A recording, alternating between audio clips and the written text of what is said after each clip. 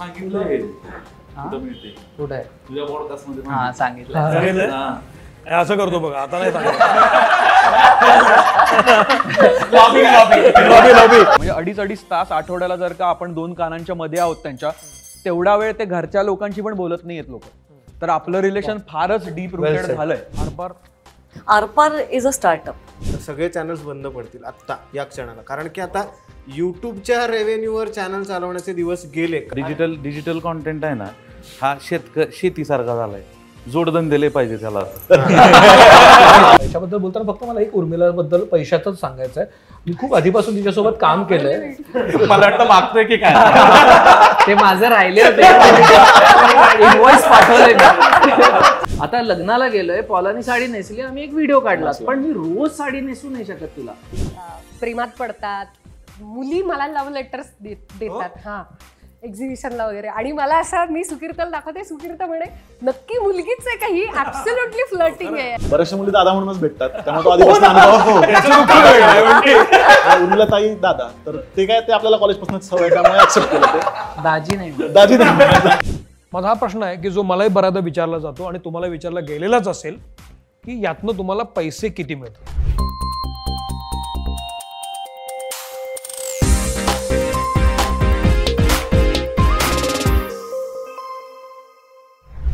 या सगळ्यामध्ये जनरली कुठल्याही युट्यूबरला किंवा कुठल्याही पॉडकास्टरला अपेक्षा व्ह्यूजची असते. आपण जे कॉन्टेंट दिला तो चालू दे, लोकांपर्यंत चालू दे. पण एक सॅच्युरेशन येतं, एक टप्पे असतात की तुम्ही चांगलं देत असता पण व्ह्यूज खाली जायला लागतात. काही केल्या तो वर येत नाही. तुम्ही कॉन्टेंट देत असता, चांगलं करत असता, तरी पण तो समोर वर जात नाही. ते फेज असते. ही फेज तुम्हाला कधी कधी आली होती आणि त्याला तुम्ही टॅकल कसं केलं? येत असते ती रेग्युलरली फेज येत असते, पण ती हेही माहितीये की ती फेज आहे. म्हणजे जसा आता एखादा खूप चाललेला व्हिडिओ हा सुद्धा फेज आहे आणि एखादा न चालणारा व्हिडिओ ही सुद्धा फेज आहे. तर ते अति जास्त त्याचा त्रास होऊ नये म्हणून ही खरं तर भाडीपापासून लागलेली सवय आहे की कॅलेंडर करायचं पूर्ण महिन्याचं, आणि तो कॅलेंडर तुमचा हिरो, हब आणि या पद्धतीनं डिवाइड करायचा. की मला माहितीये की माझ्या ऑडियन्सला या पद्धतीचा कॉन्टेंट आवडतो, माझी ही सिरीज पॉप्युलर आहे, हा व्हिडिओ पॉप्युलर आहे, आणि हा टाकला की मला माहितीये अपेक्षित चांगले व्ह्यूज मिळणार आहे. तो मी महिन्यातनं काय 1-2दा प्लॅन करील. त्याच्यासोबत जे मला एक्सपेरिमेंट करायचं आहे ते त्याच्या सेकंडला ठेवीन. तर मी अगदी बेभरोशाने की टाकून बघूयात आणि मग चालला तर चालला, नाही चालला तर काय. तर जोपर्यंत आपण प्लॅन करत नाही ना तोपर्यंत ती भीती कमी होत नाही. आणि अर्थात होणार आहे की ज्यावेळेस एखादा खूप आवडलेला एपिसोड असतो जो आपल्याला वाटतं की खूप चालणार आहे, तो खूप गाणेरडा पडतो, आणि एखादा अजिबात अपेक्षा नसलेला. आम्ही एक आता मुलमुले सरांसोबतचा म्हातारपणाचा एपिसोड केला होता. मुलमुले सर स्वतः म्हटले, त्याच्यानंतर आम्ही त्यांच्यासोबत मृत्यूचा एक एपिसोड केला. मला स्वतःला आमच्या प्लॅटफॉर्मवरचा आवडलेला एपिसोड, कारण मृत्यूबद्दल पॉडकास्ट केलाय आणि त्यांनी मृत्यूची फिलॉसॉफी, सायकोलॉजी असे काय सांगत गेले. आमचं असं झालं की अरे काय रिव्होल्युशनरी कॉन्टेंट बनवलाय आपण, काय भारी आहे, मृत्यूबद्दल बोललोय आपण. त्याच्या आधी म्हातारपणाचा एपिसोड बनवलेला आणि तो टाकला, तो 5 लाखाच्या पुढे गेला. आमचं असं झालं की हा एपिसोड चालला. तर असं हे कधीही होतं की त्याला काहीही तारतम्य नसतं. काही कॉन्टेंट ज्याची अपेक्षा नसते तो खूप फ्लाय आउट होऊ शकतो. काही कॉन्टेंट जो खूप आवडतो तो अजिबात चालू शकत नाही. पण कन्सिस्टंटली ते परत करत राहणं, आणि मग काय चुकलंय, मग हे चाललं तर हे का चाललं, हे चाललं नाही तर का नाही चाललं, हे थोडं बघत राहणं गरजेचं आहे. यू स्टिक टू बेसिक्स, आणि तो म्हणला तसं ते रिवाइज करत राहायचं कॉन्स्टंटली. आणि स्लो आणि स्टडी प्रोसेस आहे. बऱ्याच युट्यूबर्सचं किंवा अगदी सगळ्याच कंटेंट क्रिएटर्सचं मी ऐकतो की खूप प्रयत्न केले आणि तोच कंटेंट नाही चालला. आणि हा सहज केला होता, तो इतका व्हायरल जाईल असं वाटलंही नव्हतं आणि तो गेला. हे सगळ्यांच्याच बाबतीत मराठी सिनेमासारखंच आहे.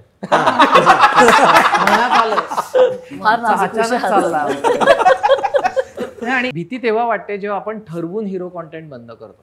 म्हणजे कधी आपण आपल्याला कंटाळा आला, आपल्याला वीट आला, म्हणजे जसं हा ट्रम्प तात्याचं म्हटलं तसं. जेव्हा आम्ही आई आणि मी बंद करायचं ठरवलं, अचानक कांदे पोहे बंद करायचं ठरवलं, तर आम्हाला असं झालं की ओके हे हा हुकमाचा एक काय, आता पुढचे 3 महिने आपण म्हणतो नाही खेळायचा, आणि जे समोर येईल त्याला सामोरं जाऊ, काय होईल, लोक चिडतील. तेव्हा प्रॉपर भीती वाटते, कारण काय आपल्याकडे काही फॉलबॅक प्लॅन नसतो. आता तर त्यांना ट्रम्प तात्याच्या वेळेस ते झालेलं असणार, जसं त्यांना सुद्धा मला माहिती आहे की आता ते त्यांचा नागरिक शास्त्रावरचा जो हे आहे त्याला आता ऑडियन्स कमी आहे. उद्या जर का यांनी ठरवलं की नाही मला त्याच्यावर फोकस करायचा आहे आणि मला आता समाजाची गरज आहे, मी हे बनवत राहणार आहे, तर आणि बाकी सगळ्यावर मी नाही फोकस करणार तर त्यांना तेव्हा खरी म्हणजे पोटात ते हे जाणवेल की आता काय करू, कारण माझ्याकडे हुक मी एकच नाहीये. तर तेव्हा फक्त मेजरली भीती वाटते. आणि मला असं एक ऍड करावं असं वाटतं की एका पॉईंटला काय आता आम्ही सगळेजण क्रिएटर नंबरवरतीच खेळत असतो आणि मग दर आठवड्याला ते रिव्ह्यू करणं आणि हे खूप थकवणारं असतं. पण एका पॉईंटला सगळेच नंबर कमी वाटतात. त्याचं कारण असं आहे की तुम्ही जेव्हा हिंदीशी कम्पेअर करता, ग्लोबलशी कम्पेअर करता, तुम्हाला असं वाटतं की अरे दिवसात मिलियन काढतात, आपण करतोय. मग इथे ना कितीही धावलं तरी शेवटी व्ह्यूज किंवा नंबर्स कमीच वाटणार. याच्यावर परत जे सगळे सारंगपासून सगळे म्हणत होते की इथे कम्युनिटी बिल्ड करणं खूप गरजेचं आहे. मला व्ह्यूज कमी आहेत पण काही हजार आहेत ते माझ्या हक्काचे. मी शो लावला तरी ते बघायला येणार आहेत. जी थिअरी आहे केविन केलीची की 1000 ट्रू फॅन्स, की माझे सच्चे आहेत हे 1000च आहेत पण हे सच्चे आहेत. मी पुस्तक काढू दे, मी शो काढू दे, मी काही करू दे, ही लोक तिकडे येणार आहेत आणि हे क्वालिटीमधूनच जनरेट होणार आहे. त्यामुळे व्ह्यूजच्या मागे न धावता माझा कॉन्टेंट इम्पॅक्ट किती क्रिएट करेल, ज्या माझ्या आयुष्याचा जवळचा वाटेल, रिलेव्हंट वाटेल माझ्या प्रेक्षकांना, त्याकडेच प्रवास केला तर मग ना हे थकवणारं होणार. पण हे सगळं आत्ता बोलायला बरं वाटतंय, पण जेव्हा व्ह्यूजमधून तुम्हाला पैसे मिळत असतात, त्याचं इकॉनॉमिक्स त्याच्यावर अवलंबून असतं, तेव्हा आपण इतके इझिली ते बोलू शकत नाही. फक्त व्ह्यूजमधून पैसे मिळत असतील तर हा प्रॉब्लेम आहे. करेक्ट. मग आम्हाला सगळ्यात ऍक्च्युली ऍव्हरेज व्ह्यूज भाटुपाचे पण सगळ्यात जास्त पैसे त्यातनं मिळतात. करेक्ट. बरं. कारण का त्याचा ऑडियन्सला रेलेव्हन्सी आहे, त्यामुळे जाहिरातदार जास्त येतात. राईट. तर त्यामुळे त्या रेलेव्हन्सीवर सगळं आहे. कारण तुमचा इम्पॅक्ट जर मिळायला लागला, एखादा प्रोडक्ट बरोबर तुम्ही काम करताय, व्ह्यूज कमी आहेत पण इम्पॅक्ट खूप मिळाला, तर ते प्रोडक्ट तुमच्याकडे परत येणार. त्यामुळे इथे परत व्हॉल्यूम पेक्षाही तुम्ही इम्पॅक्ट किती आणू शकता, ब्रँडना सुद्धा तेच हवं. कोण किती इम्पॅक्ट आणतो. म्हणजे मी याचंच उदाहरण देईन. इस्लामपूरचा एक पेढेवाला आहे, सुकीर्तनी त्यांचा व्हिडिओ केला, तो पेढेवाला इतका फेमस झाला, आता त्याला मुंबईतनं नागपूरमधनं सगळीकडनं ऑर्डर येतात. आणि तो असं झालं की ते काका लॉयर होते, त्यांनी ते बंद केलं आणि तेच करायला लागले तर फुल टाइम. एवढा इम्पॅक्ट घडू शकतो. आणि मुळात व्ह्यूज किती आहेत हे महत्वाचं आहे, आय अग्री विथ यू. फक्त मुद्दा आहे की कोणते व्ह्यूज येतात तेही महत्वाचं आहे.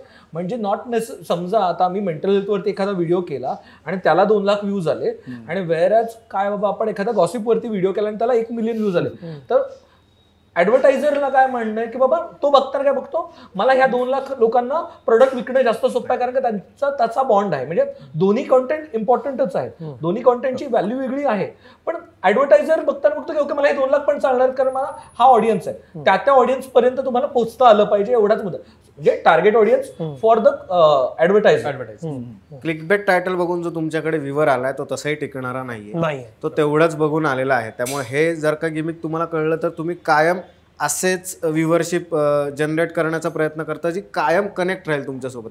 इव्हन म्हणूनच, आणि ते त्याच्यासाठी काही युट्यूब इंस्टाग्रामच नाही, ऑफलाईन आत्ता आम्ही सगळेच जण बोलत होते, मला सगळ्यांबद्दल जेवढं माहिती आहे आत्ता जेवढे युट्यूबर्स इथे बसलेत ना, कोणाचंच असं नाही की ते फक्त युट्यूब करतायत.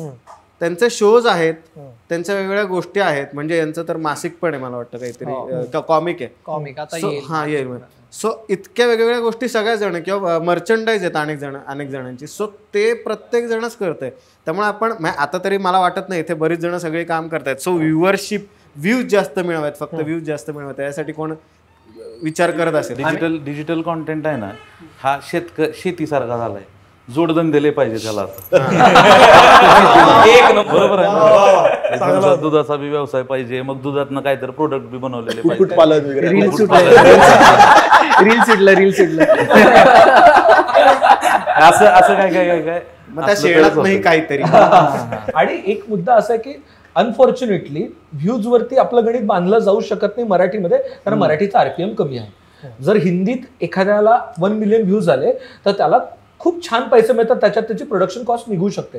पण मराठीत अनफॉर्च्युनेटली तो आरपीएम अजून तरी जेवढा हिंदी आणि इंग्लिशला तेवढा खूप कमी व्हिडिओज नाही तो. म्हणजे भाडीपाच्या काही व्हिडिओज नाही तो, पण सगळ्यांना नाही तो तेवढा. पण मग या सगळ्यामध्ये बेसिक प्रश्न जो आहे की पॉडकास्ट मी सुरू केले की मला त्यातनं पैसे मिळतात, असं एक सर्वसामान्य समज आता रूढ झालेला आहे, आणि म्हणून 18 लाख रुपये ते टाकले जातात. तर त्यांना तुमचं काय सांगणं असेल? आपण गंमत बघायची त्यांची.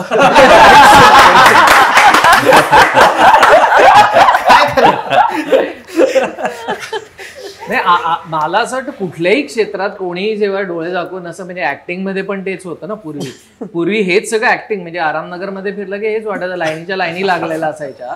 हे सेम आहे की ज्यांना सगळ्यात इझी कॉन्टेंट क्रिएशन ही इझी गोष्ट वाटते म्हणून ते येतात, तर त्यांना ते त्याची झळ लागणार आहे, त्याला काही ऑप्शन नाही आहे.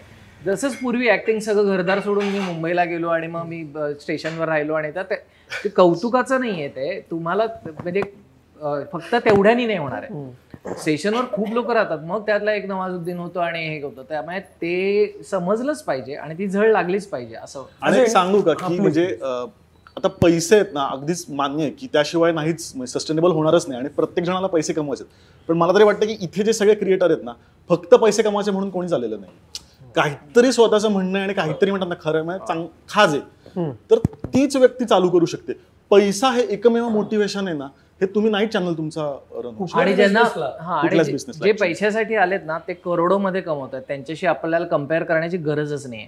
आपण ते करायची आपली मानसिकता. आमच्या ऑफिसमध्ये खूप वेळा चर्चा होते की भाई वो देख ना अभी इतना म्हणजे कळलं भाई इतना कोटी एवढा चार्ज करतो या एका प्रोजेक्टचे 1.5 कोटी घेतले वगैरे. पण मी त्या ऑफिसमध्ये तेच विचारतो हे आपल्याला करणं शक्य आहे का? ती व्यक्ती जे करते आता कॅमेरावर ते आपल्याला करणं शक्य आहे का? काय करत असते ती व्यक्ती? काही करू शकता. म्हणजे आता उद्या मी अगदी प्रामाणिकपणे सांगितलं ना तर मी आणि पॉला जर का पॉला साडी नेसवायची आणि मी आणि ती वाचलो तर 100% 2 मिलियन व्ह्यूज येतात. पण आम्हाला ते रोज उठून करणं शक्य आहे का किंवा आवड आहे का आम्हाला त्याची? किंवा सगळ्यात महत्वाचं आमचा सगळ्यात highest watched content 40 million views आहेत त्याला एका रीलला. ते ऑफिसमध्ये अंडी मंडी संडी खेळतात पोरं. आता हे रोज उठून आम्ही नाही करू शकत. आम्हाला नाही करायचं ही आमची आयडेंटिटी नाहीये.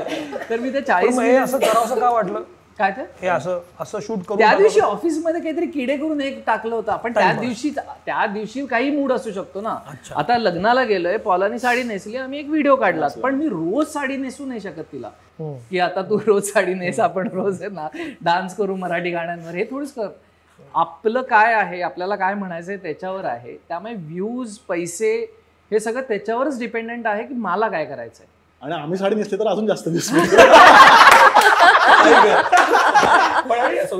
एक लक्षात घेतलं लोकांना जास्त मागणी आहे गुलाबी दाढी करायला. लोकांनी एक लक्षात घेतलं पाहिजे की कुठलंही वर्ल्ड असेल म्हणजे पॉडकास्टिंग असेल किंवा स्केच कॉमेडी असेल ह्याला काहीतरी क्राफ्ट आहे त्याच्या मागे कष्ट आहेत. म्हणजे समज तू ABP माझ्यामध्ये काम केलंयस त्याच्या आधी तू इतकी वर्ष सिनेस्टार सोबत गप्पा मारलेल्या आहेस तुला क्राफ्ट कळतो तुला सिनेमा कळतो तेव्हा कुठेतरी ते येतं त्यातनं. सुयोगनी 7-8 वर्ष युट्यूबवरती काम केलेलं आहे त्यातनं येतो. ओंकारनी कॉन्टेंट हेड म्हणून खूप वर्ष काम केलेलं मी मार्केटिंग रिसर्चमधनं येतो. तर त्याचा काहीतरी इम्पॅक्ट आहे त्यांनी ते सापडतं आणि काहीतरी वेळ लागतो म्हणजे त्याच्यात कष्ट घ्यायला लागतं. असं नाहीये की म्हणजे कॉमेंट्समध्ये येतं की कोणी माईक लावतं आणि चालू करतं. असं करावं नाही सोपं. ते एवढं सोपं नाही की कोणी माईक लावा आणि चालू करा आणि गप्पा रेकॉर्ड करा आणि टाका युट्यूबवरती. त्याला काहीतरी क्राफ्ट आहे आणि ते नाही केलं तर मग मजा होणार आहे. तो म्हटलं तसं मग मजा बघायची. थंबनेल द्यावा लागणार की 1 रुपयात कमवले 1,500 कोटी. आणि मला वाटतं अजून म्हणजे आपण मगाशी सुरुवातीचा प्रश्न होता ना की का सुळसुळाट होतो तो तिकडनं येतो कारण आत्ताचा बघ युट्यूबवरचा सगळ्यात चालणारा फॉर्मॅट हा जर पॉडकास्ट पकडला. पॉडकास्ट करणं सोपं आहे. भाडीपा ज्यावेळेस स्केच कॉमेडी करत होतो स्केच करणं सोपं आहे का सांग मला? त्यासाठी रायटर लागतो त्यासाठी DOP लागतो फिल्म सारखं बनवावं लागतं त्यासाठी एवढे पैसे घालावे लागतात. पॉडकास्ट आम्ही स्वतः आत्तापर्यंत फोनवर शूट करतो. आम्हाला काहीच लागत नाही ते करण्यासाठी. तर आम्हाला फक्त कॉन्टेंट माहिती आहे काय कसा डिलिव्हर करायचा आणि करायचं. तर एंट्री इतकी आणखीन खाली खाली खाली सोपी झाली ना त्याच्यामुळे खूप लोक येतील आणि करतील ते. पण तेच रील्सचं पण तेच झालं ना कारण इंस्टाग्रामवर का एवढं तिथे तर आणखीन कॉम्पिटिशन आहे. म्हणजे ती तर अजीर्ण येणारच होतो. तर त्याच्यामुळे त्याच्यावर तर कारण तुला मोबाईलवरच करायचंय तुझ्या आई वडिलांबरोबरच करायचं. आईला एक वाक्य नाही बोलता आलं तरी सुद्धा आई आणि मी लेवलचा कॉन्टेंट होऊ शकतो. तर ते काहीही चिंतेचं ते एंट्री लेवल सोपी असल्यामुळे त्याचं सोयीस्कर कॉन्टेंटचा विचार जेव्हा आपण करतो तर इंडिव्हिज्युअल युट्यूबर म्हणून तुला ते चॅलेंज असेलच कारण तू ज्या पद्धतीचं कॉन्टेंट डिलिव्हर करतेस तू ट्रोल पण खूप होतेस. जसं म्हणजे दोन्ही बाजू आहेत. हळूहळू म्हणजे तू ते जे तो कॉन्टेंट इतका सर्वसामान्य केला आहेस त्याचा तुला फटके पण म्हणजे कधी कधी तुला लोक बोललेले पण आहेत. साडी कशी नेसायची पासून ब्लाऊज कसे घालायचे इथपर्यंत. हे का करावं असं वाटतं? म्हणजे हा कॉन्टेंट क्रिएट करण्यामागचं काय लॉजिक असतं? का करावं असं वाटतं? मुळात कॉन्टेंट क्रिएटर्स यांची निर्मितीच अशी झाली की आपल्यातला कुणीतरी आपल्यासारखं जगतंय आणि आपल्या प्रश्नांना किंवा आपल्या आवडीच्या विषयांवरती कमाल काहीतरी दृश्य माध्यमात बनवते. कारण आपल्या सगळ्यांना माहिती आहे की शाहरुख खान ओप्पो वगैरे मोबाईल वापरत नाही.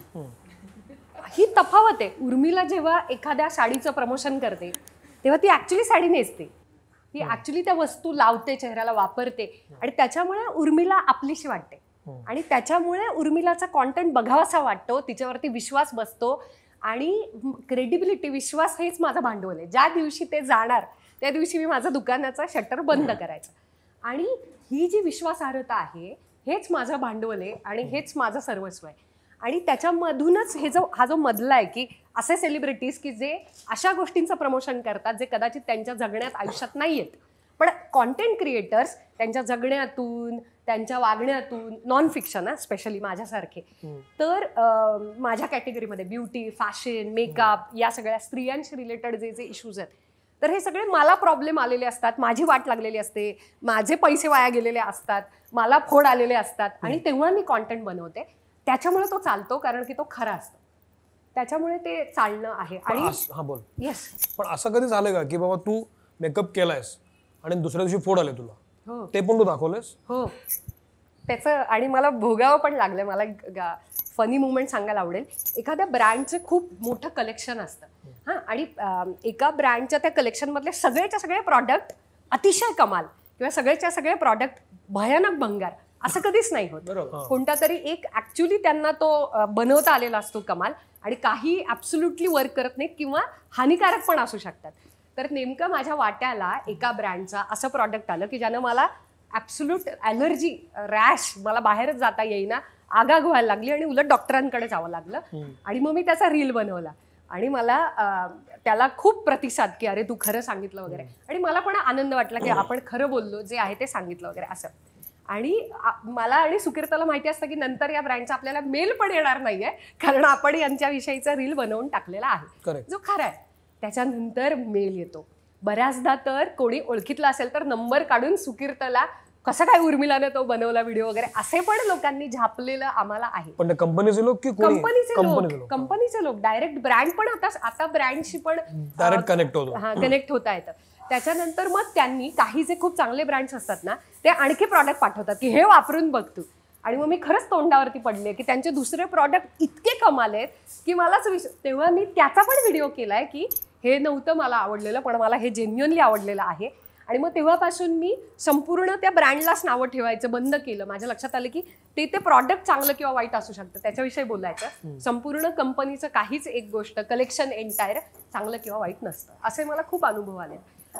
मला तुझ्या मगाच्या प्रश्नाचं उत्तर पण द्यायला खूप आवडेल की बऱ्याचदा आहे ना, आपली नवीन लोक किंवा नवीन क्रिएटर्स बरोबरच फक्त स्पर्धा असते किंवा भीती असते वगैरे असं नसतं. बऱ्याचदा माध्यमांमध्ये सुद्धा भीती असते. म्हणजे 2024 मध्ये हे मी मोठ्या प्रमाणामध्ये मला जाणवलं की लॉंग फॉर्मॅट व्हिडिओ, मोठे व्हिडिओज कन्झ्युम न करता माझेच प्रेक्षक, त्यांचं नेचर, स्वभाव कन्झम्पशनचं बदललंय आणि ते सगळे मोठ्या प्रमाणात माझाच शॉर्ट फॉर्मॅट कॉन्टेंट पाहतायत. आणि मला अजिबात शॉर्ट फॉर्मॅट कॉन्टेंट बनवायला आवडत नाही, कारण मला त्याच्या मुळाशी जाऊन गोष्ट सांगायला आवडते. आणि मला असं होतं अरे देवा, आता इतकं सगळं सांगायचं, हे सगळं 1 मिनिटात 59 सेकंदात सांगायचं, आणि फक्त शॉर्ट फॉर्मॅट चालत होता. आणि काही केल्या मला त्यांना, म्हणजे लॉंग चालत होता पण जेवढा पूर्वी चालायचा 22-23 मध्ये तेवढा नव्हता चालत. मला काय करावं कळेना. पण मी खरं सांगू का, मी माझा अहंकार चेपला. माझ्या लक्षात आलं की आपण कलाकाराचे ऍक्च्युली ऱ्हास कधीपासून व्हायला लागतो माहिती का, जेव्हा तो माध्यमांना शिकत नाही, अपडेटेड राहत नाही. मी असं म्हटलं की आपण का नावं ठेवायची की जमत नाही. आणखी ते चॅलेंजिंग आहे. 1 मिनिटात सांगून बघूयात, कारणासहित पण जायचं, ऍप्लिकेशन पण दाखवायचं, काय होतंय ते पण दाखवायचं, करून बघूयात आपण. आणि जाऊ दे शॉर्ट फॉर्मॅट, तर शॉर्ट फॉर्मॅट पैसे थोडे कमी येतील, कारण शॉर्ट फॉर्मॅटमधून कमी पैसे मिळतात, आपण दुसरीकडून करू म्हणून. आणि एका प्रश्नाचं उत्तर म्हणजे मल्टिपल इन्कम स्ट्रीम्स असायला पाहिजे. मी अनेकविध पद्धतीने पैसे कमवते, बरोबर सांगितलं सूरजला. त्याच्यामुळे मी अवलंबून नव्हते की लॉंग फॉर्मॅटचा थोडा वॉच टाइम कमी झाला, व्ह्यूज कमी झाले, तरी बाकीच्याकडून पैशांची तरतूद होत होती, सिक्युरिटी होती माझ्याकडे. आणि मग मी मोर्चा वळवला की आपण आपला क्राफ्ट सुधारायचा, शॉर्ट फॉर्मॅट उत्तम करून बघूयात, तर आपण त्याला टक्कर देऊ शकतो, कारण चालतोय शॉर्ट फॉर्मॅट. अशा पद्धतीनं मी माझा अहंकार चेपला आणि मी शिकायला लागले. मग मला त्याची गंमत कळायला लागली की अरे खूप धमाल येऊ शकते, फक्त खूप कमी बोलावं लागतं, जे माझ्या स्वभावाच्या खूप विरुद्ध आहे. याच्यामध्ये मगा हे पण सारंग, तू आल्यानंतर जो मुद्दा बोललो तू अगदी आल्यानंतर, की क्रिएटिव्ह कॉन्टेंट जनरेशन आणि बिझनेस हे दोन्ही वेगळ्या गोष्टी आहेत, क्रिएटिव्ह बिझनेस आणि दुसरा तो मुद्दा एकदा सांग. नाही, मी सांगत होतो की ते आता आपल्याला खास करून हे म्हणजे संजयसाठी माझ्यासाठी तर खूपच रेलेव्हंट आहे, कारण ह्याच्यातले बरेचसे लोक म्हणजे हे दोघं पॉडकास्ट करतात, सोलो क्रिएटर्स आहेत किंवा हा वॉक्सपॉक फॉर्मॅटमध्ये जातो. पण परदेशामध्ये आता त्याची डिपेंडन्सी ह्याच्यावर राहायला नको. म्हणजे त्याचा जो सगळा बिझनेस आहे त्याची डिपेंडन्सी यूट्यूब रेव्हेन्यू किंवा ब्रँड्स आणि ह्याच्यावर राहायला नको. आणि आपल्याला इवन प्रीमियर भारतामध्ये ती पद्धत नाही आहे अजून, कारण की आपण TV+ कधी केलं नाही. आपण TV केलं आणि डिरेक्टली OTTला गेलो, त्यामुळेच OTTचा जो रास झालाय तो झालाय. तर TV+ जे म्हणतो आपण की थोडे एक्स्ट्रा पैसे देऊ कारण आम्हाला चांगलं काहीतरी बघायचं आहे, त्याची आपल्याकडे आता सवय गेली. पूर्वी आपण सबस्क्रिप्शन घ्यायचो, साप्ताहिक सकाळ घ्यायचो, लोकप्रभा घ्यायचो, ते सबस्क्रिप्शन मॉडेल आहे. इथे पैसे भरायचे महिन्याचे आणि दर आठवड्याला तुला एक कोणीतरी काहीतरी येऊन टाकणार आहे. ते आपल्याकडे ती सवय गेली आहे त्याची. त्यामुळे त्याचं रिप्लेसमेंट परदेशात आता ते पेट्रियन का काय जे वापरतात त्या पद्धतीचं काहीतरी भारतात असावं. म्हणजे आपण सगळ्यांनी मिळून त्याच्यासाठी काहीतरी केलं पाहिजे. जे सबस्क्रिप्शन मॉडेल आहे, जे आपण मल्टिपल कॉन्टेंट क्रिएटर्स अवेलेबल आहेत, जिथे त्या सबस्क्रिप्शनमधनं मल्टिपल कॉन्टेंट क्रिएटर्सना पैसे मिळू शकतात.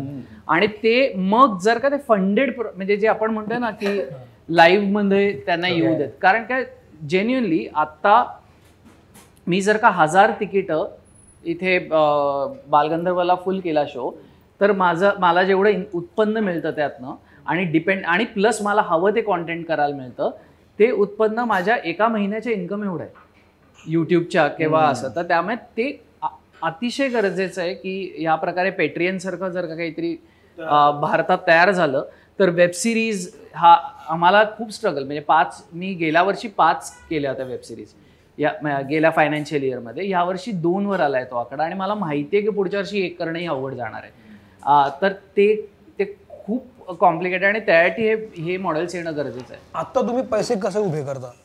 जेव्हा काही नवीन करायचं असतं, नवीन शो आणायचा असतो, त्याला भांडवल लागतं. पैशाबद्दल बोलताना फक्त मला एक उर्मिलाबद्दल पैशाचंच सांगायचं आहे. मी खूप आधीपासून तिच्यासोबत काम केलंय. मला वाटतं मागतोय की काय ते माझं राहिले होते, पाठवलंय. कारण पैसे कमवायच्या नादात ना एक खूप बघितलंय आता यंग कंटेंट क्रिएटर्सकडनं, म्हणजे यंग म्हणजे कॉन्टेंट वाईज यंग जे आता सुरुवात करतात त्यांच्याकडनं चूक होऊ शकते, जी मला उर्मिलाकडनं मी बघितलं की ती चूक नाही करायची. तिने तिच्या व्हॅल्यूजना कधीच सोडलं नाही. ती अशी होती की पहिले 3 वर्ष 4 वर्ष मला जोपर्यंत पटत नाही तोपर्यंत मी प्रोडक्ट घेणारच नाही. उगाच आत्ता मी कुठलं तरी गोरे पाण्याची क्रीम लावते आणि ते करते. मग तिच्यात आणि सिनेस्टार जे करतायत त्याच्यात काहीच फरक राहणार नाही आणि मग तिच्या इन्फ्लुएन्सर नाही होणार. इन्फ्लुएन्स व्हायला ती क्रेडिबिलिटी लागते आणि ती क्रेडिबिलिटी जर तुम्ही विकली थोडक्या फायद्यासाठी तर वाट लागते. सो येस, ते मला सांगायचं होतं मगाशी. तुम्ही कसे पैसे जनरेट कसे करता, उभे कसे करता? आय थिंक प्रोडक्शनसाठी आमचं कॉस्ट खूप कमी आहे, कारण की जर का आम्ही आमचे आवर्स आणि चार्जेस लावले तर ती खूप जास्त आहे. कारण मी आणि प्राचीच मोस्टली प्रोडक्शन सगळं आम्हीच हँडल करतो, पोस्ट प्रोडक्शन, प्री प्रोडक्शन आणि शूटिंग सगळं. त्यामुळे आमचं ते कॉस्टिंग आत्ता तरी आम्हाला मोजावी लागत नाही अमाऊंट, कारण की आम्ही कॉस्टच कमी ठेवले. त्याच्यामुळे आम्ही फ्लेक्सिबल पण आहोत, कारण आम्ही वेगवेगळे काय काय गोष्टी एक्सपेरिमेंट करू शकतो. आणि एवढ्या वर्षाचा मीडिया आणि सगळे इक्विपमेंट्स वापरायचा अनुभव असल्यामुळे आम्ही 7 to 8 माईकचा म्युझिकल सेटअप आमच्या लिव्हिंग रूममध्ये आम्ही हँडल करू शकतो, while there is nobody is looking at the sound as well. म्हणजे आम्हीच वाजवतो आणि मी फक्त एक मॉनिटरवर माझं लक्ष आहे आणि we are able to manage that. पण ही आमची क्रेडिबिलिटी आणि ही पूर्ण स्किल सेट डेव्हलप झाले, त्यामुळे आमचं कॉस्टिंग कमी आहे.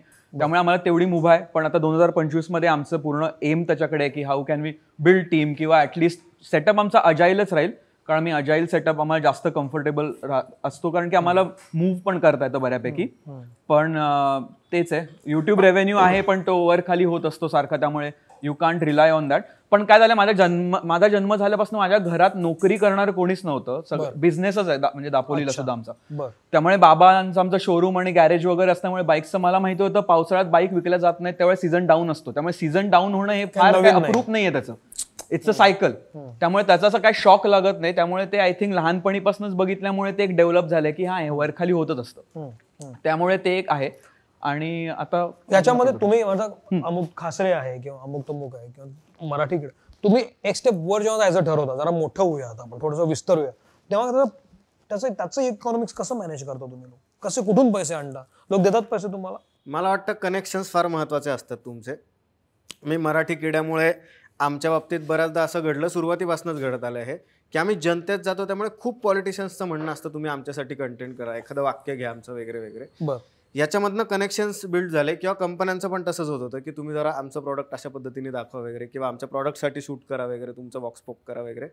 याच्यामधनं कनेक्शन्स जेव्हा बिल्ट झाले, आमचा बिझनेसचा अँगलच शिफ्ट झाला. कारण की आता आम्ही 20 ते 30% जास्तीत जास्त आमच्या कंटेंटवर फोकस करतो, पण बाकीच्यांचं स्ट्रॅटेजी प्लॅनिंग. कारण की प्रत्येक मी आता नाव नाही घेणार, खूप मोठमोठ्या कंपन्या आहेत, त्या म्हणतात की ठीक आहे आम्ही बाहेर देतोय पैसे आणि कंटेंट जनरेट करतोय, आमची ॲड करतोय, पण आम्हाला आमच्यासाठी पण कंटेंट बनवायचं आहे.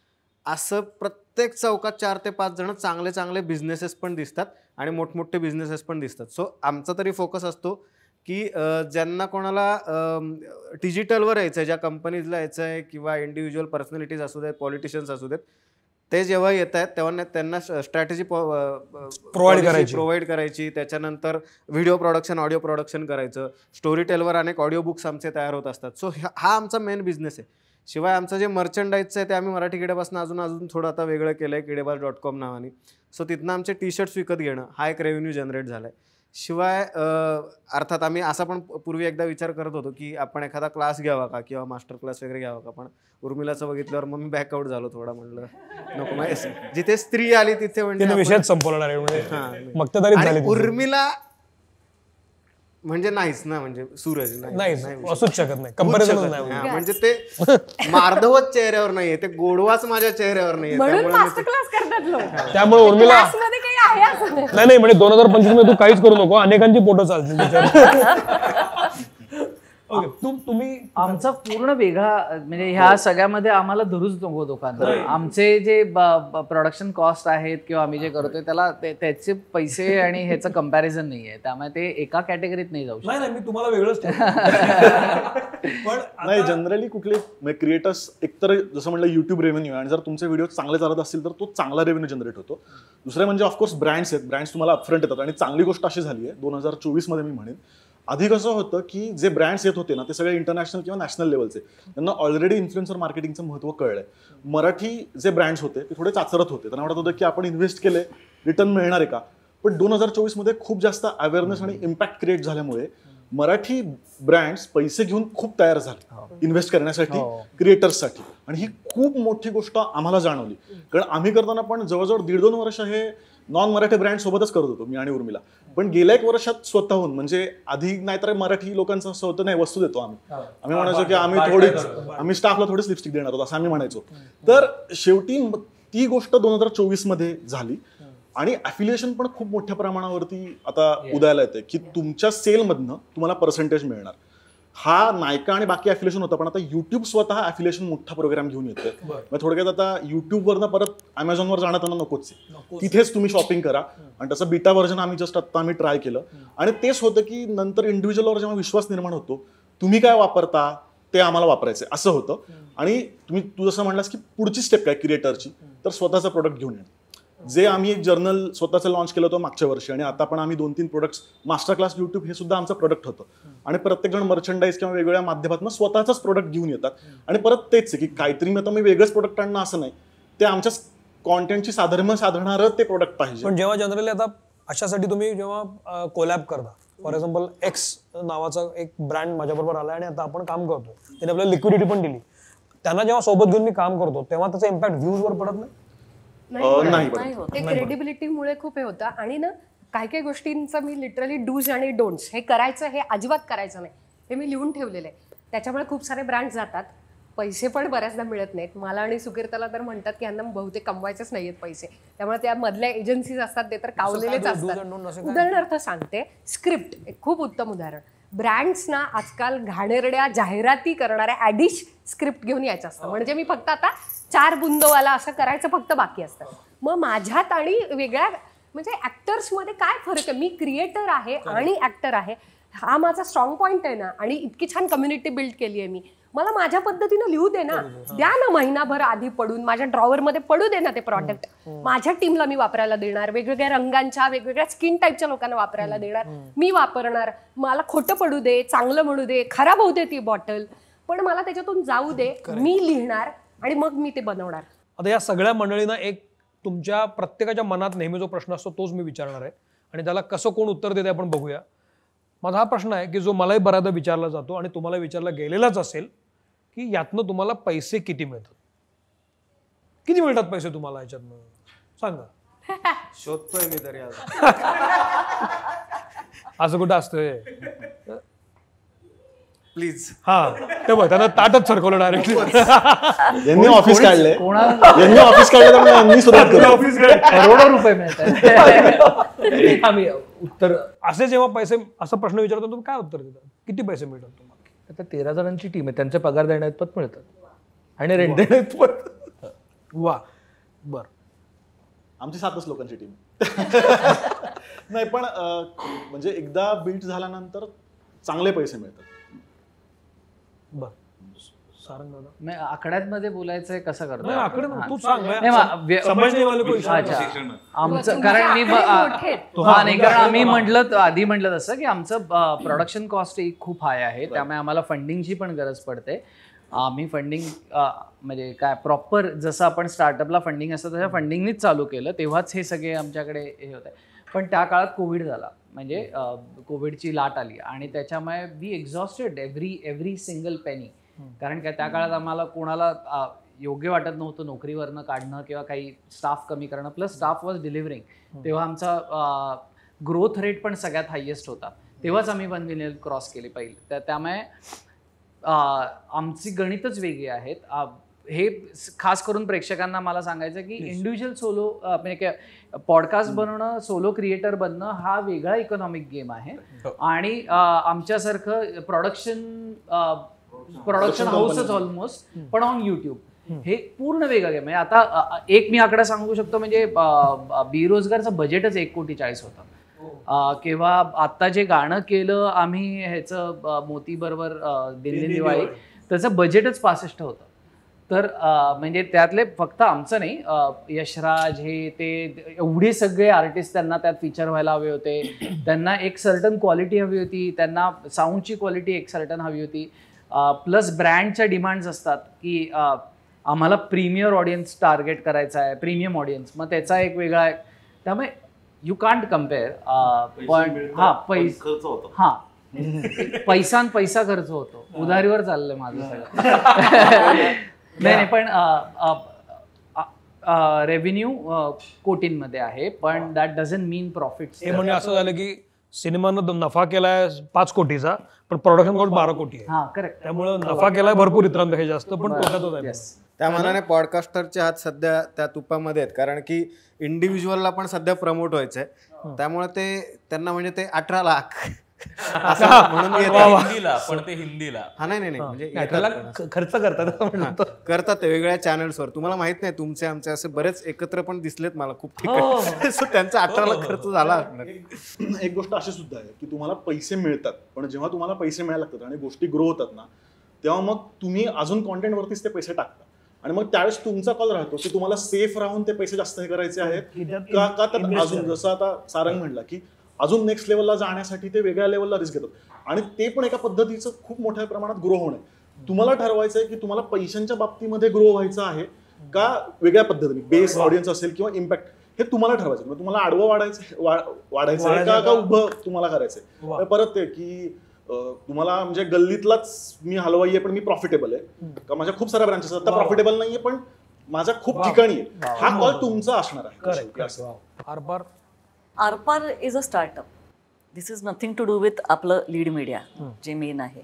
त्यामुळे हा स्टार्टअप आणि हा बुटस्ट्रॅप्ड आणि some kind of a seed funding. आपली पण टीम ही आत्ता 8 लोकांची आहे आणि यावर्षी 24मध्ये आपण स्टुडिओ पण आपला केला आहे. सो बॅकवर्ड इंटिग्रेशन हाच गेम प्लॅन आहे. ह्याचं रूपांतर स्टुडिओमध्ये in terms of digital studio, online studio, आरपार हा स्टुडिओ असावा, याच ह्याच्यावर आपण पुढे चाललोय. त्यामुळे प्रत्येक पैसा जो येतो तो परत रोलिनच केला जातो. त्यामुळे टीम उत्तम बांधणे आणि जो आहे तो त्याच्यातच घालत राहणे, हा आत्ताचा गेम प्लॅन आहे. उर्मिला तुला काय वाटतं? हे सुकीर्तनं सांगितलं जे सगळं तो हँडल करतो. पण मी म्हटलं तसं की मल्टिपल इन्कम स्ट्रीम्समुळे ना खूप सेफ वाटतं की बुवा आपण फक्त ब्रँड्सवरती अवलंबून नाही आहोत किंवा फक्त लॉंग फॉर्मॅटच्या वॉच टाईमवरती अवलंबून नाही आहोत. भरपूर गोष्टी चालू आहेत. येत्या वर्षामध्ये मी ॲक्च्युली 1.5 वर्ष झालं एक स्त्रियांसाठीचं खाण्याचं प्रॉडक्ट एक डेव्हलप करते माझ्या मैत्रिणीबरोबर. तर ते मी करू पाहते आणि त्याच्यात ते खाण्याचं आहे, त्यामुळे ते सर्टिफिकेशन आणि या सगळ्यातून ते जायला वेळ लागतोय. पण नेक्स्ट जर्नी एंटरप्रेनरशिपची आहे आणि मला त्याच्यात शिकायला, फेल व्हायला आणि पुन्हा एकदा उभं राहायला हे खूप आवडेल. तर त्याच्यामुळे थोडासा त्याच्याकडचा पैसा मी इकडे टाकण्याचा प्रयत्न करतो. एक फक्त ॲड ऑन करीन, म्हणजे सगळेच बऱ्याच गोष्टी बोलतोय आपण सगळे. तर तू जो प्रश्न विचारलास की पैसे किती मिळतात, बी स्पेसिफिक यूट्यूबकडनं किती पैसे मिळतात त्याचा विचार केला तर सगळे चॅनल्स बंद पडतील आत्ता या क्षणाला. कारण की आता यूट्यूबच्या रेव्हेन्यूवर चॅनल चालवण्याचे दिवस गेले. कारण की यूट्यूबवर काही उघडलं सगळी भन्नाट प्रोडक्शन क्वालिटीला व्हिडिओज दिसतात. करेक्ट. सगळे. मग पूर्वी मी आमच्याकडे ते युनिव्हर्सिटीची मुलं यायची शिकायला प्रोजेक्टला वगैरे की तुम्ही कसं काम करता वगैरे, तेव्हा मी त्यांना सांगायचो की मोबाईलवर सुरू करा, तुम्हाला असाल चांगलं कंटेंट बनवतायत तर तुम्ही पुढे जाल. पण आता तसं राहिलं नाही. म्हणजे आता अमुक तमुकवाले म्हणले की आम्ही आज पण फोनवर शूट करतो, पण मला माहिती आहे त्या फोनची किंमत काय आज. करेक्ट. तो काही क्वालिटी मॅटर्स. सो तो जो मुद्दा झालाय ना, तर यूट्यूबच्या रेव्हेन्यूवर तर अवलंबून राहूच शकत नाही. आयदर तुमच्याकडे अशी मार्केटिंग सिस्टीम पाहिजे ज्याच्यामुळे ब्रँड्स येतील, किंवा तुमचा कंटेंट असा पाहिजे ज्याच्यामुळे ब्रँड स्वतःहूनच येत आहेत. तुमच्यावर वेळ येते नाही म्हणण्याची. पण टचवूड आत्ता जेवढे केवढे आम्ही सगळेच बसलोय, बऱ्याच जणांची वेळ सध्या अशी आहे की ब्रँड्सला एक वेळ नाही म्हणण्याची वेळ येते आम्हाला, पण ब्रँड्सच नाही, आता काय करायचं. आत्ता तरी इथे कोणी नाही आहे टचवूड, आणि हे मराठीत घडतंय ही अत्यंत अभिमानाची गोष्ट आहे. म्हणजे याच्यापेक्षा मोठं काय असूच शकत नाही. ब्रँड्स म्हणजे सगळेच मगाशी म्हटले की ब्रँड्स येत आहेत, सो नक्कीच पैसे बरेच मिळतात. आणि मी कधी विचार केला नव्हता, मी म्हणजे हे तरी काहीतरी अनुभवातनं आलेत. मी म्हणजे काहीच नाही, कॉलेजमध्ये चकाट्या पिटत बसणारा मुलगा होतो आणि मी इथे आलो, त्यामुळे मला माहिती आहे माझा फ्लॅट कशावर झाला, मी गाडी कशावर घेतली आहे.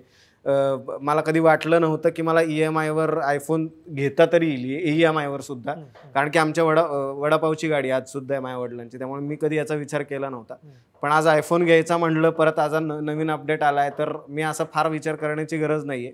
मला अगदी आठवड्याच्या कमाईवर सुद्धा मी तो घेऊ शकतो, अशा लेवलला येतो आपण नक्की. पण ते येण्यासाठी खूप त्याच्यामध्ये गोष्टी आहेत ज्या तुम्हाला छोट्या लक्षात घ्याव्या लागतात. सुयोग 2024 मध्ये बऱ्याचशा गोष्टी क्रेडिबिलिटी जनरेट करण्यातच गेलं, त्यामुळे बिझनेस मॉडेल ॲज सच आम्ही काय त्याच्यावर बिल्ड केलं नव्हतं. 2025 आता आम्ही एंटर करतोय, बिझनेस मॉडेल्स काय करता येतील, कशा प्रकारे लॉंग टर्म रेव्हेन्यू जनरेट करता येईल, ज्याची सुरुवात थोडी मी 2024 मध्ये केली होती, पण आता आमचं लक्ष त्याच्याकडे आहे. पॉडकास्टिंगमध्येच म्हणायचं झालं, कारण पॉडकास्टिंग इन जनरल फार नवीन आहे आपल्या इकडे, भारतात पण नवीन आहे, म्हणजे होत आहे बरेच वर्ष, पण मार्केटिंगसाठी ते नवीन प्रकारे वापरलं जातं. जसं रील आणि इन्फ्लुएन्सर मार्केटिंग, आणि त्याचं आता ठरलेलं एजन्सीला पण माहिती आहे काय विकायचं, ब्रँडना माहिती आहे आपण काय सर्व्हिसेस घेणार आहोत. पॉडकास्टिंगवर बऱ्याचशा गोष्टी आता आपल्याला सांगाव्या लागतात, प्रेझेंट कराव्या लागतात. बऱ्याचशा कॉन्व्हर्सेशनमध्ये आम्हाला पिच करावं लागतं की why this is the best place to sell your ad. Absolutely. आणि हे वेस्टमध्ये झालेलं आहे ऑलरेडी. ॲड रीड्सनेच चालू होतात वेस्ट साईड सगळ्या सक्सेसफुल पॉडकास्ट, ते आपल्याकडे नाही झालंय. तर तेही आम्हाला बरंचसं अवेअरनेस, आता अमुक चानल साठी पण सिमिलर जर्नी असावी, अवेअरनेस जनरेट आपल्यालाच करावा लागतो, कारण आपणच ते पुढे नेतोय. तर होपफुली 2025 मध्ये तोही एक बदल होईल आणि आपल्याला पिच करावं लागणार नाही की पॉडकास्टवर तुमचं प्रोडक्ट का दाखवा किंवा तुमची सर्व्हिसेस का दाखवा, कारण की त्याचा इम्पॅक्ट आणि त्याचे रिपोर्ट्सही शार्दुली मध्ये म्हणालाच होता की दाखवते कन्व्हर्जन रेट किती जास्त आहे. म्हणजे 2.5 तास आठवड्याला जर का आपण 2 कानांच्या मध्ये आहोत त्यांच्या, तेवढा वेळ ते घरच्या लोकांशी पण बोलत नाहीयेत लोक. तर आपलं रिलेशन फारच डीप रुटेड झालंय. तर आपण काय सांगतो तेव्हा त्याचा इम्पॅक्ट पण खूप जास्त होणार आहे, म्हणजे जबाबदारी पण आपली वाढली आहे काय सांगतो त्याची. पण आय थिंक 2025 मध्ये त्याचं पण एक फायनान्शियल आणि ऑर्गॅनिक रित्या कसं करायचं ते. जाता आपल्या सगळ्यांना खूप फॅन्स भेटत असतात, खूप रिॲक्शन येत असतात लोकांच्या. तुमच्या लक्षात राहिलेली अनॉइंग रिॲक्शन आहे का कुठली, की ह्याला हाऊ टू डील विथ कळलं नाही? आणि मी फर्ग्यूसन, सॉरी मग तुझा प्रश्न मला आठवलाच. अरे तो वाटत म्हणजे का आपल्याच आयुष्यात असं घडतं म्हणजे माहित नाही, आणि त्यात माझा फॉर्मॅट पण कदाचित असा असेल म्हणून. मी फर्ग्यूसन रोडने चाललो होतो आणि आपलं नॉर्मल छान हिरवळ वगैरे दिसते, मी आपला वेगळ्याच आनंदात ट्रिपमध्ये असं छान, आणि एकदम एकाने गचंडी धरली, ए मराठी गेडा. म्हणलं अरे काय वारी करतो म्हणे तू कंटेंट. म्हटलं सर थँक्यू वगैरे वगैरे सगळं झालं, आणि बोलता बोलता तो रडायला लागला. म्हटलं तुला झालं काय एकदम रडायला? म्हणे अरे माझं लग्न ठरत नाही आहे. म्हटलं मग तुमचा लग्नाचा व्हिडिओ बघितला, मुली कोणाशी लग्न करतात, आणि मला तेव्हा कळलं हा मुद्दा तेवढा सिरियस नव्हता जेवढा मी घेत होतो. मग जितक्या टाइमपासनी तो आला होता ना, कारण मला डील मी वेगळ्याच पद्धतीने करणार होतो त्याला, पण तो अचानक अगदी तुला सांगू का असं 2 मिनिटांमध्ये रडायला लागला. अरे तो त्याचं वय होतं साधारण काहीतरी 41-42च्या आसपासचं आणि त्याचं लग्न ठरत नव्हतं आणि जेन्युअनली त्याला लग्न करायचं होतं. पण ह्याला मला असं झालं की जे माझ्या व्हिडिओत मी कधी कधी घडतं आमच्या की आम्ही टाइमपासनी सुरुवात करतो आणि शेवटी सो तो जर का व्यक्ती म्हणून आला तर तो माणूस होता आणि ते खूप भारी वाटलं मला. म्हणजे आत्ता बोलतोय तरी अंगावर काटा येतं आणि माझ्या बाबतीत तर खूप अनोईंगच घडत असतं कारण की आम्ही महाराष्ट्र जेव्हा फिरत असतो आणि कसं आहे आम्ही काय शाहरुख खान नाही की आम्हाला खूप असा मान द्यावा नमस्कार सूरजजी वगैरे काही नाही असं. त्यामुळे खूप भारी भारी लोक भेटतात. इव्हन मला इंटरव्ह्यूमध्ये पण भेटतात अशी बरीच लोक. मग मी आत्ता पण मला जेव्हा मी वैश्यांचा किंवा अगदीच तुला मुस्लिम हिंदूंचा जेव्हा व्हिडिओ केला असाच एका वडिलांचा मला फोन आला की वो मेरी लड़की है उनसे बात करनी है आपको तो उनसे बात कीजिए एक बार. मला वाटलं काहीतरी आता थ्रेट वगैरे काहीतरी असेल कारण की मुस्लिम हिंदू असा विषय मी घेतला वगैरे म्हटल्यावर आणि ती मुलगी इतकी एक्सायटेड होती आणि ती मला काय म्हणली एक मुस्लिम मुलगी मला म्हणाली की तुझं ते पहिलं वाक्य म्हणणं राम राम मंडळी. सो हे जे आहे ना की इथे डायव्हर्सिफाय होऊन जातं सगळं की किती एक मुस्लिम व्यक्ती सांगते राम राम हे नाव घ्यायला. सो मला हे पण खूप भारी शहारे आणणारं असतं तेव्हा की मला खरंच भीती वाटलेली तो असा एखादा व्हिडिओ केल्यावर. पण जेव्हा अशी लोक भेटतात तेव्हा लक्षात येतं की तुम्ही जर का चांगल्या मनाने काहीतरी करताय तर तुमचा रिस्पॉन्स पण तुम्हाला तसाच येणार आहे. वा सो ते खूप भारी असतं. तुला तर खूप आले असतील खूपच म्हणजे ह्यूज. मला प्रत्यक्षात भेटतात त्या भयानक गोड असतात आणि मी थोडी पार्शल आहे मुलींच्या बाबतीमध्ये बायस्ड आहे. मुली भयानक गोड असतात. मुली रडतात मिठी मारतात डायरेक्ट येऊन चिकटतात आणि प्रेमात पडतात. मुली मला लव्ह लेटर्स देतात हां एक्झिबिशनला वगैरे आणि मला असं मी सुकीर्तन दाखवते सुकीर्त म्हणे नक्की मुलगीच आहे का ही ॲब्सोल्युटली फ्लर्टिंग आहे याच्यामध्ये. हां आणि इतक्या प्रेमात असतात त्याच्यामुळे मला भयानक प्रेम मिळतं मुली. अनोईंग एखादा अनुभव अनोईंग मला ऑनलाईन थोडंसं जाणवलंय ते कारण की आता खूप वेगवेगळे लोक पण नव्या मोठे ग्रो होतात तेव्हा खूप नवीन लोक पण येतात आपल्याकडे ज्यांना आपण माहिती नसतो आणि त्याच्यामुळे ते गैरसमज करून घेतात. त्याचं मला भयानक वाईट वाटतं कारण प्रत्येक शॉर्ट फॉर्मॅटला पण कॉन्टेक्स्ट असतो तो न घेता डायरेक्ट खाली शिवीगाळ सुरू होतो. बऱ्याचदा मला असा खूप भयानक लेवलचा घाण थ्रेट आणि शिवीगाळ वगैरे पण आलेला आहे तर मी सरळ डिलीट करते कारण की मला असं वाटतं की कलाकारांना आपली मानसिकता आणि आपली अशी छान जपायची असते बाळाची जशी जपतो ना आपण नाहीतर ना क्रिएशन नाही होत माहितीये. तोच विचार कारण की मला झालंय असं म्हणजे माझ्यावरती ट्रोल होणारे यूट्यूब चॅनल्स आहेत यूट्यूब व्हिडिओज आहेत लॉंग व्हिडिओज आहेत आणि बॉडी शेमिंग आहे त्याच्यामध्ये सगळं माझ्या उंचीपासून कपाळापासून वजनापासून सगळं दाद काही सोडलेलंच नाही एवढं बॉडी शेमिंग आहे. आणि ना आपल्याला वाटतं पण आपल्यावरती परिणाम होतो. म्हणजे मला हे सांगायला आवडेल की लोकांना असं वाटतं की बाजूला बसलेले फक्त अकाउंट्स आहेत तर आपण माणसं आहोत क्रिएटर्स आहोत आणि त्याच्यात काय होतं ना आईपणामध्ये तुम्ही थोडे हळवे पण झालेला असता. मी एक संपूर्ण दिवस मला आता सांगताना पण हे होते मी फक्त रडत होते कारण मला ती वाक्य आठवत होती आणि कित्येक दिवस मी परत काही लिहायला बसले ना की त्याच्यातली वाक्य आठवायची मला आणि मला कळलं की अरे परिणाम झालाय आपल्यावरती. आपल्याला वाटतं आपण लय पॉझिटिव्ह वगैरे होत पण माणसं होत आपण आणि आपल्यावरती परिणाम होतो. मी कधी नव्हे ते एका ह्याला आता थोडं सिरियस नको मी रिप्लाय करायचा ठरवला म्हणलं अरे किती घाण लिहावं म्हणलं जाऊ दे आपण कधी एक्सप्लेनेशन देत नाही बोलत नाही आपण लिहूच यात आणि म्हणून मी रिप्लाय केला. त्याच्यानंतर डीएम मध्ये ते ओपन होतं ना ऑलमोस्ट आणि मग डीएम मध्ये येऊन ही शपथ तू रिप्लाय केला तू रिप्लाय करावा याच्यासाठी मी हे करत होतो आणि मला असं झालं यार म्हणजे मी तुला अटेन्शन द्यावं यासाठी तू माझी आय माय सगळं म्हणजे सगळं काढलंस. हे किती वाईट आहे जस्ट विकृत आहे ते. त्यामुळे मला आता असं लक्षात आलं की खूप वेळा ते बऱ्याचदा आपल्या प्रेमातच असतात आणि त्याच्यामुळे ते आपलं लक्ष वेधून घेण्यासाठी खूप वेळा वाईट कमेंट्स असतात आणि त्याच्यामुळे त्याच्याकडे दुर्लक्ष. तुम्हाला दोघांना काय रिएक्शन आहेत? खूपच चांगले असतात. एकतर अनोईंग नाही सांगता येणार वाटायला कोण राहत नाही म्हणजे अनोईंग म्हणजे फार फार फनी असतं की तुमच्यातलं अमुक कोण आणि तमुक कोण एवढंच असतं. आणि बऱ्याचदा होतं असं की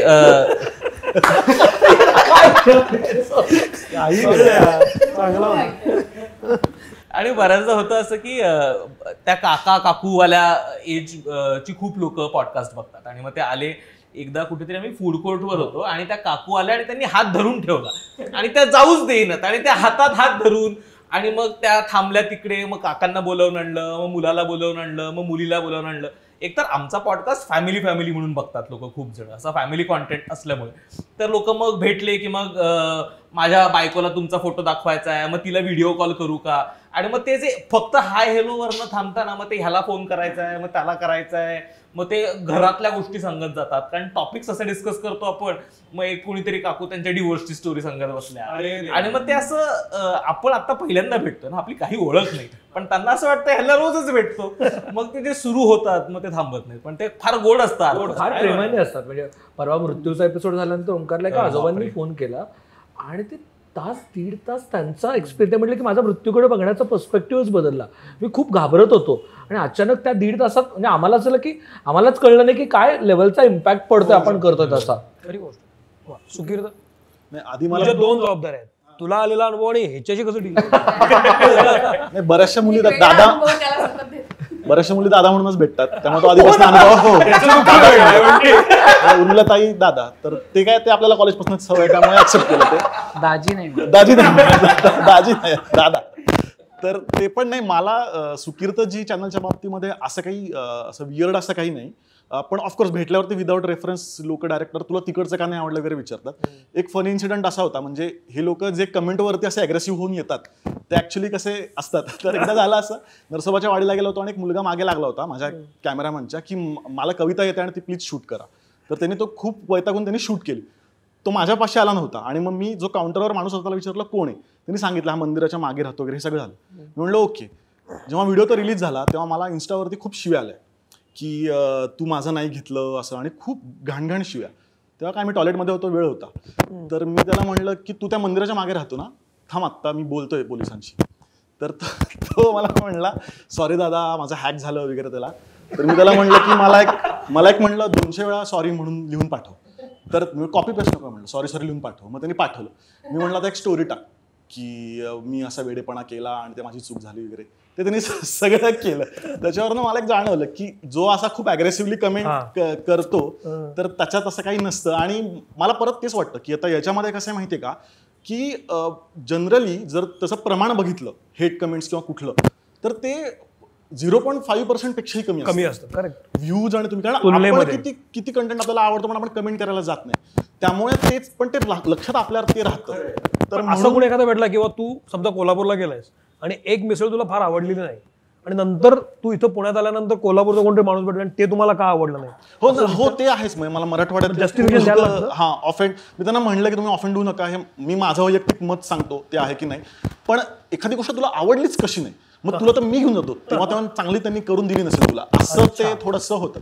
तर मला ते वाटतं की ते छान आहे, म्हणजे ते खूप हक्कानी असतं. आणि त्याच्यामुळे मला असं अजून कोणी किंवा असा काही विचित्र अनुभव आलेला नाही भेटणीच्या बाबतीत. सारंग, तू खूप वेगळ्या गोतावळ्यामध्ये कायमच असतोस, अगदी सिने सृष्टीपासून फार स्टँडअप कॉमेडीपर्यंत. तुला काय अनुभव आहे या सगळ्या जनरेशन? माझा सगळ्यात अनोईंग अनुभव, मी ना आधी खूप सगळ्या कुठलाही नवीन माणूस भेटायला आला तर मी पूर्ण वेळ द्यायचो. म्हणजे जितके नाही तुला नाही म्हणते तसं नाही, म्हणजे आधी नाही आम्ही खूप वेळ घालवला आहे गप्पा मारण्यात, मी आणि ह्यांनी घालवलं, कारण आम्ही सगळे नोट शेअर करायचो. शार्दूलनी आम्हाला इन्फॉर्मेशन दिली. सुरुवातीची आम्ही लोक सगळे, तू मगाशी विचारतो की तुमची आधीच्या लोकांची लॉबी आहे का, तर तसं नाहीये. मला नाही ते सांगतो मी, त्याला वेगळं वाटायचं की तुम्ही एकमेकाला ओळखताय का, मी पहिल्यांदाच भेटतो असा विषय झाला. मग हा म्हणाला की मी संजय आणि उर्मिला आम्ही आधीपासून खूप बोलायचो. शार्दूल आणि ओमकारनी भाडीपा बरोबर काम केलेलं आहे, त्यांनी भाटुपासाठी व्हिडिओज केलेले आहेत. मग मी असं म्हणालो की मग अच्छा तुम्ही आधीच लॉबी करून ठेवली. मला पहिला ब्रँड सुकीर्तन सुयोग हे आपल्यासाठी चांगला आहे, लक्षात ठेव. सुकीर्तनी पहिला ब्रँड दिलेला आहे. उर्मिलाच्या सगळ्या पहिल्या प्रवासामध्ये हा बी बिरबलकडनं आणि आम्ही त्याच्यामध्ये सामील होतो. आणि पहिले जे मराठी डे युट्यूबने बनवले त्याच्यामध्ये होतो. सो त्याच्यामुळे तू वेळ खूप द्यायचा आधी खूप. आणि मी स्टँडअप कॉमिक्सना दिलेला आहे, मी सगळ्यांना वेळ दिलेला आहे. आता त्यानंतर त्याचं प्रमाण वाढत गेलं. सगळे म्हणजे युट्यूबर्स पण खूप झाले, कॉमिक्सही खूप झाले, परफॉर्मर्सही खूप झाले, ज्यांना फूडचं करायचं तेही खूप झाले. आणि त्यांना जर वेळ दिला नाही भाडीपाने तर माझ्याकडे व्हॉट्सॲपचे स्क्रीनशॉट्स आहेत वेगळ्या ग्रुपवरचे. इतकं घाण बोलतात की कोण आहोत आम्ही कसं ह्यांचा पैसा खाल्लाय, आम्ही कसं यांना बर्बाद केलंय, आणि एकदा आयुष्यात कधीतरी भेटलेले असतात. तर ते मागे जे आता पसरवणं आहे ते खूप भयानक आहे आमच्याबद्दल. आणि त्याचा एक जरा अनॉइंग इम्पॅक्ट की मी वेळ दिला नाहीये फक्त, आणि नाहीये वेळ जेन्युइनली. आता खूप लोक आहेत ज्यांना, नाहीतर मी तेवढंच करत बसायला लागेल. आणि दुसरा एक अनोईंग अनुभव ऍक्च्युली इंटेलेक्च्युअल लोकांकडनं येतो, ज्याचा एक खूप मला प्रॉब्लेम आहे. कारण आता उदाहरणार्थ आम्ही एक पॉडकास्ट केलं होतं की ते ऐकावं जनाचं करावं मनाचं मध्ये, की मुलं जन्माला घालावी की नाही. आता ह्याच्या शेवटी हेच सांगितलंय की नाही, ती गरज आहे आपल्या देशाची, आणि आता पॉप्युलेशन काय घटतंय वगैरे, पण प्रत्येकाचं वैयक्तिक सुद्धा आर्थिक गणित मांडलं पाहिजे वगैरे असंच होतं. त्यांनी फक्त या नावावर एक लॉबी अख्खी मागे लागली की, आणि ते इथपर्यंत गेले की काय सॉरोस आणि खालिस्तानकडनं पैसा घेऊन कसं या लेवलला. आणि भयानक म्हणजे काय त्याच्यातलं पॉलिटिकल काय विचार करतात, कसं करतात, आणि you can't deal with those people. Trolls ही जे म्हणते ना, त्यांना सोपं आहे इग्नोर करायचं, विसरून द्यायचं, कारण ते चालूच ठेवतात, दे वॉन्ट, सो ते अनोईंग. पण त्याच्या जागीच भयंकर चांगले अनुभव, म्हणजे अतिशय चांगले अनुभव पण आहेत. एक म्हणजे आई आणि मीची पुन्हा ही माझ्या मते आयुष्यभर विसरणार नाही. म्हणजे आम्हाला जिथे जाऊ तिथे रेणुताईच्या माथ्याची, म्हणजे ते अशी मुलं चढवतात ना अंबाबाईच्या माथ्यावर, तसं आम्ही अमेरिकेला गेल्यावर ती लहान बाळं आणून तिचं डोकं टेकवतात हे चालतं. आणि होय. आणि दुसरी गोष्ट म्हणजे परदेशात जे फॅन फॉलोईंग आहे, कारण तिकडच्या लोकांना आम्ही घरचे वाटतो, आणि ते खूप महत्वाचं आहे. कित्येक मुलं येऊन सांगतात की आम्ही लहान मुलं, आमची एकही शब्द मराठीचा बोलायचं नाही, तुमच्यामुळे बोलायला लागले. किती छान. आणि त्याच्यामुळेच आम्ही आता तिकडे प्रोडक्शन सुरू केलं, US मध्ये पहिलं प्रोडक्शन केलं यावर्षी आम्ही. तर यावर्षी आम्ही गॉथेनबर्ग आणि ऑस्लोला शो केला. पहिला कुठलाही मराठी शो जो तिथे झालाय, तिथे त्या लोकांनी, आम्ही युरोपमध्ये येतोय, त्यांना काही माहीत नव्हतं ऑर्गनायझिंगचं. त्यांनी एक ऑडिपा नावाची नवीन कंपनी काढली, ऑस्लो डिजिटल पार्टी, आणि त्यांनी शो लावला सगळ्यांनी मिळून, आणि 600 लोक आणली त्यांनी गुणवत्ता. तर त्यामुळे ते अविस्मरणीय आहे तो अनुभव. हो, ते जाऊ दे, त्याच्या आता मी आणि दाढीला हात लावतात ते खूप हो, दाढीला येऊन असं हे पुरवाळतात. मला वाटतं तू एक्सक्लुझिव्ह लाईव्ह व्हिडिओ कर. ते त्याच्यात ती जुई म्हणजे ते मृण्मयीचं कॅरेक्टर असं करतं म्हणून कोणीही रस्त्यावर येऊन दाढी पैसे घेत जा. मला तुझ्याकडे बघितली की ते कायम आठवतं. हा वेगळाच प्रश्न आहे, पण आता विचारून टाकतो, मग तुझ्याकडे येतो. चष्म्याची फिल्म कुठे घेतलीस तू? म्हणूनच आता बघू दे ना काय. नाही, माझा एक मित्र आहे नचिकेत चिडगोपकर म्हणून, त्याला असं वाटतं की मी अवलादी कार्ड आहे, हे काही पण घालेल. तर तो त्याला असं काही विचित्र काही दिसलं की तो आणून देतो आणि म्हणतो घाल, तू भारी दिसेल. आणि माझा कॉन्फिडन्स वाढून वाढून मला येड्यात काढतोय. कुठून आणली फिल्म? ते तो नाही सांगत आहे. कोकोलेनीवर अशीच एक जाड फ्रेम मिळते, पण ही नाही मिळत. तू सांगितलंय कुठं मिळते? तुझ्या पॉडकास्ट मध्ये सांगितलं. असं करतो बघा आता.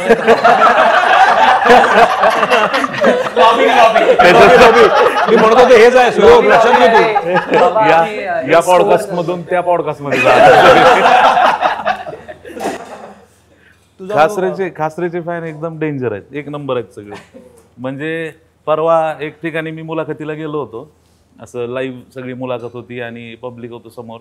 मग मी सगळी जर्नी सांगितली त्यांना, की जसं आता आपली सविस्तर कशी मित्रमनेवरती मुलाखत झाली तशी, की 17ला सुरू केलं वगैरे वगैरे सगळं झालं.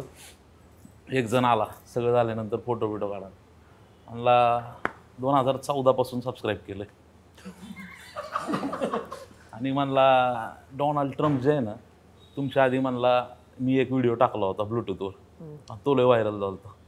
मी म्हणलं अरे 2017ला सुरू केलं रे चॅनल, 2014ला कसं सबस्क्राईब करतो? नाही 30 2017ला केलंय सबस्क्राईब. एक पोरगा म्हणला दादा लहानपणापासून फॅन आहे तुझा. अरे म्हणलं मीच लहान आहे मुळात, तू असं कसं काय म्हणू शकतो? म्हणलं मला लहानपणापासून फॅन आहे, मीच मुळात लहान आहे म्हणलं. पण हे होतं का तुम्हाला वेगळ्या नावाने हाक मारतो? हा, एक लय भारी गोष्ट आहे. पहिलं तर स्टेअरच करणार.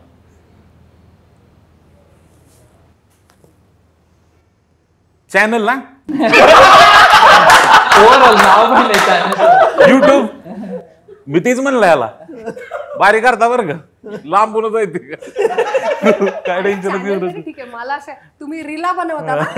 म्हणजे आपण असे पत्ते हे करतो ना, तुम्ही रीला बनवता आणि फिल्म सिटीत राहता, डायरेक्ट राहता फिल्म सिटीत राहता. मला आजच्या या सगळ्या डिस्कशनमधून मजा आली खूप. अनेक गोष्टी बोलता आल्या, आपल्या सगळ्यांनाच बोलता आल्या. आता आपण या शेवटाकडे आलोय. मला आनंद हा वाटतो की या वर्षाच्या सुरुवातीलाच आपण एकत्र आलो, काही गोष्टी शेअर केल्या. मला खात्री आहे की हे असोसिएशन आणखी वाढेल. जिथं जिथं गरज पडेल तिथे तिथं मी सारंगला विचारीन, उर्मिलाला विचारीन की असे आपण एकमेकाला एक काय लिफ्ट करत राहूया. तुम्ही करताच लॉबी म्हणून, त्या लॉबीमध्ये आम्हाला पण घ्या.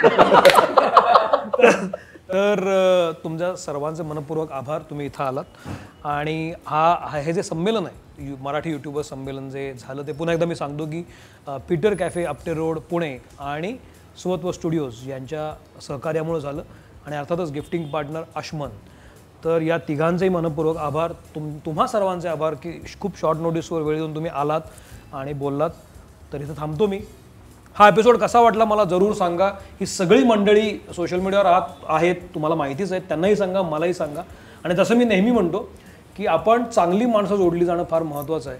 त्यामुळे ही सगळी चांगली माणसं आज आपल्याशी जोडली गेली, त्याबद्दल मला खरंच खूप समाधान वाटतं. आणि हे मैत्र आपलं नेहमीच चिरायू होवं असं वाटतं. शेवट आपण एक छोटासा केक कापूया या वर्षाची सुरुवात म्हणून आणि आपण इथं थांबूया. चीअर्स.